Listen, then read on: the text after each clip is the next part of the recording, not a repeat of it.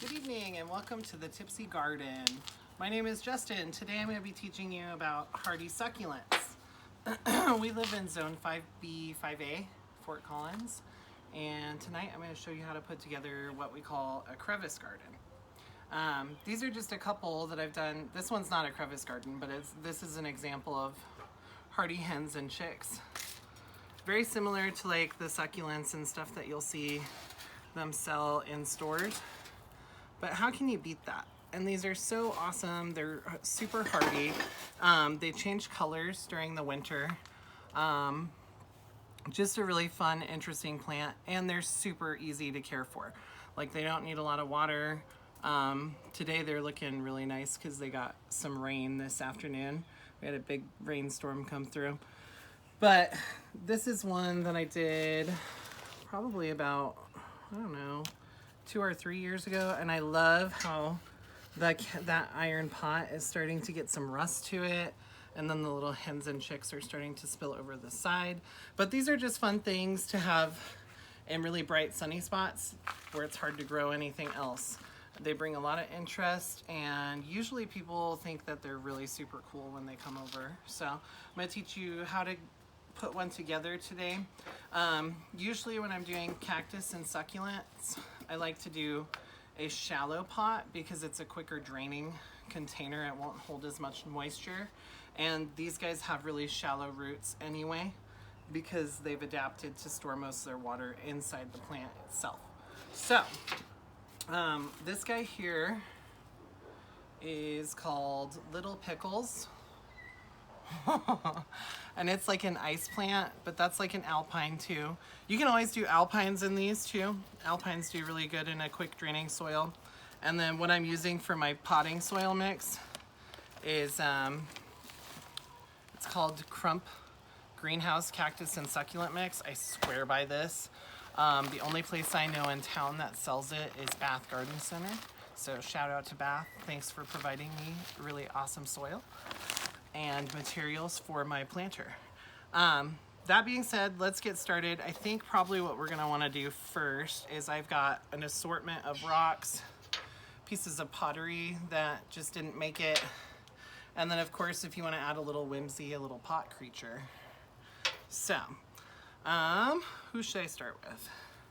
I think probably what I wanna do first is I wanna get this guy in there because he's gonna kind of drape over the sides. And then from there, we'll be able to find a good spot to place our rocks, as well as like our little bits of broken, this is just like a broken paver, but look at the texture on that. Isn't that fun? And these are hardy, so they can sit out on our table all through the winter. This guy here, like I said, succulents, when they get stressed, usually they change different colors. This guy here, the Little Pickles guy, blooms little yellow flowers in the summer. And then also the foliage will turn like a nice lavender color in the winter. So we're gonna put him in here because he's kind of like the main event for me. Because I just wanted him to like gracefully drape over this side. And then once I've got him positioned in there, I'll be able to pinch him in there with a little piece of rock. So I'm thinking probably this guy is the one I'm looking for. And you don't have to be like super gentle with these guys. I'm pushing really hard up against that so that I can get some soil backfilled in there. And what this soil consists of is it's very light and airy. It's mostly lava rock with a little bit of peat moss, and then the white stuff that you see is a volcanic rock that's crushed, and that's called perlite. And they usually sell that in any major garden center. So if you don't have access to crump like I do readily available, you can always use like use like a regular potting soil, like a Miracle Grow or something. And then you're just gonna wanna either add some small pea gravel like that, or some very thick vermiculite like that. And that will give it really good drainage, keep your plants super healthy and happy, and they'll live their best life. So now that we've got that guy in there, we've got this guy here, which is a snow leopard or a Silopundia whippy eye. And this guy's got pretty vicious spines. If you're ever working with cactus and you don't have nice garden gloves like I do, which even with these gloves, this might be kind of sketchy. But I'm just gonna try and grab it from the base. And we'll take most of this excess soil off. Like I'll just shake it off. Because really all I want are the roots anyway. And once you've got your root system like that, all cleaned off, it's a lot easier to take, like, where did my little tool go? I don't know. That's okay. I'll just use my finger. So then you want to drill down. Is it over here? Oh, good man. Thanks, David. So I've got this guy. This is just like a little landscape fabric pin. And these are nice because you can just kind of work them down in there. Make a nice little hole for your cacti. And then what you want to do is you want to make sure these roots get down in there first. And we'll probably angle him up like so, because I kind of want him to grow this way. And once you've got him all nice and situated, you can take that cacti soil and backfill. Ouch. Oh man, that's a vicious one. He got me. That's okay. Ow. Good grief. Noted. Yeah, you did. That guy is vicious, man. But look at how cool he looks. So yeah, we're gonna have to put this somewhere no one can get accosted by him. But it's really pretty. I like the way it looks. Now we got him in there. He's nice and situated. We've got our cacti soil all packed in around these guys so that they'll be nice and happy. And now I've got this front area here. And I think what I want to do with that is probably we'll take this guy. This is like a little hardy cactus. They get little green flowers. This one is called Echoserius viviflorius. Their cacti always have cool names, you know it? And this one is like a couple different little cactus. So if you wanted to, you could probably, let's tease some of the roots off. Actually, this guy's got a pretty good root system going. But we can clean it off a little bit just to give us some extra mobility with him. And probably what I want to do with him is I want him to kind of come up to the front of the pot here. And then I'm going to put another little piece, little crag like that. And just backfill.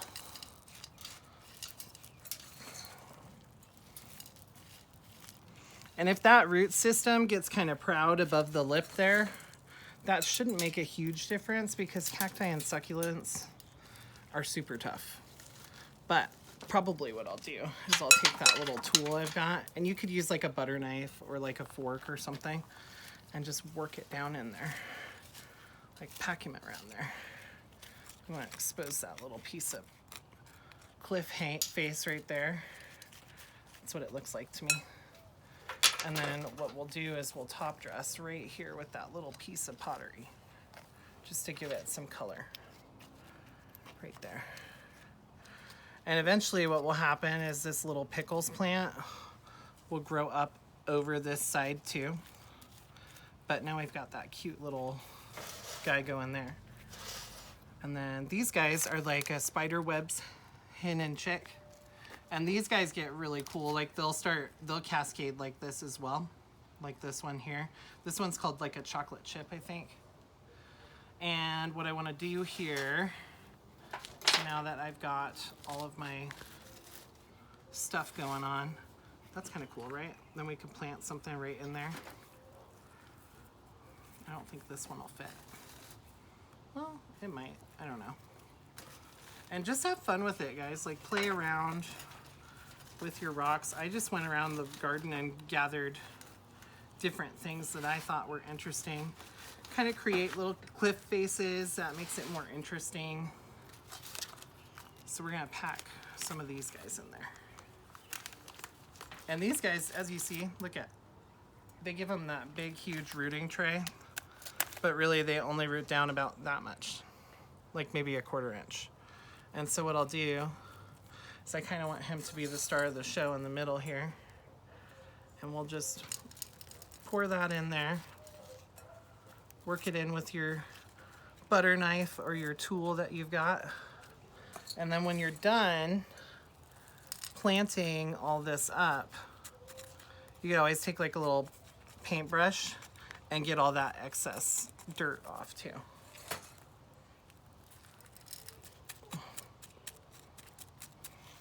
I think he's gonna be happy there. And I like the way he looks. But one of your design principles when you're doing a container too is you always want to do things in groups of odd numbers. So you'll notice we've got 5 of these little guys, 1, 1, 1, and I'm planning on using 3 of these just to make it more interesting. And we're gonna tuck this guy, I think, up at the base of this cactus. Right there. Which leaves us some space right down here for a 3rd. And as these grow, they should just fill in and hug each other. It'll create like a really cool visual. And cacti honestly get some of the coolest flowers that there are in the plant world. So if you're not a cactus person, you really need to branch out and check it out, because some of the colors and just the forms and the architecture that they bring, you can't get it from any other kind of plant. So I'm a huge cactus fan. I think they're really cool. And I think people, honestly, like it's like the gateway plant drug. Like once you get hooked on cactus, then it's all downhill. Then you just want everything. So that's looking really nice, don't you think? Mm-hmm. And then I think maybe what we need is to find this big guy a home somewhere. And I'm not sure where. Or you think I should just put another little hen in there? This is where you ask your spouse what they think, because their opinion matters. What do you think? I wonder if you could pop him right in the middle there.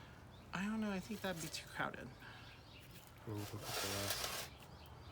Maybe I can move this rock this way a little bit and then put him right down here in the edge of the pot. Do you think? Yeah. See, I said your opinion matters. I made a different call anyway. Sorry. And of course, while you're doing this, you have your drink handy. You've got a little margarita action going. Liquid inspiration, as I call it. Yeah, I like that. That looks good. So then we're just gonna backfill it with some of that cactus mix. Use your tool so as not to get bit by the mean one. That one got me so good. And then we'll just backfill that little crevice. And you want to make sure you get it packed around those roots really good, because if you leave air pockets, you could make a little spot for your plant to rot. And we do not want that. Now that we've got that going, we'll pop a little rock there just for a little extra interest there. I think it would look cool with another one right here. And then I grabbed some pea gravel, or aquarium gravel rather, from our fish tank, because I don't like naked soil. Because usually, for whatever reason, when you top dress a succulent planter, they just look amazing. And that's just a little shout out to Laura Eubanks there. She's a garden designer with a YouTube channel that you, if you've never seen it, you should check it out, because highly recommend her. She's got a great eye for design, and a lot of what I've learned about cacti and succulents is all in thanks to her. And it's still kind of wet because I actually just pulled this out of the fish tank. because I didn't have any on hand, but I really wanted to top dress this because I thought it would just set it off. So, and then when you get to this part here, just want to be careful not to get any of those rocks stuck in your hens and chick. But man, oh man, doesn't that look cool? It's like a little living piece of art. So we'll give you a little twirl here. I think we're about finished with him. I do want to add my little Talavera turtle, just because I feel like he deserves to be a part of this beautiful project. Plus, it just is nice to have a little bit of whimsy sometimes in your arrangements because it just sets it off. And so I think probably what I'm gonna do is I'll set it up like this wherever I put it because I like that view the best. But anyways, I hope this inspires you. As far as winter care goes, probably what I'll do is I've got a little cold frame back there, my little greenhouse. And so I'll probably just put him in there on the plant stand, and that should keep him nice and happy. You don't necessarily have to do that because they are cold hardy, and regardless of where you put them in the winter, they should winter over just fine. So all that being said, this has been the Tipsy Garden. I appreciate you guys taking time out of your day to spend with us. Please like and subscribe, or share with your friends and family. So we'll look forward to seeing you next Friday. Have a good one.